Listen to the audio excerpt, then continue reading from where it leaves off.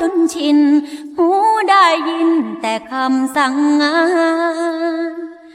แต่ยังยิ้มได้เพราะใจเหมือนดอกหญ้าบานขึงอยู่ในที่ต่ำชันแต่ก็บานได้ทุกเวลา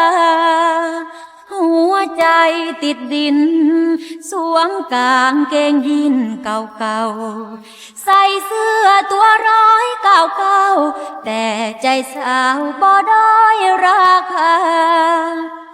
หวังไว้วันหนึ่งเรียนจบชั้นที่เฝ้ารอมาจะสวมมงกุฎดอกยาถ่ายรูปปริญญาหวนมาบ้านเรา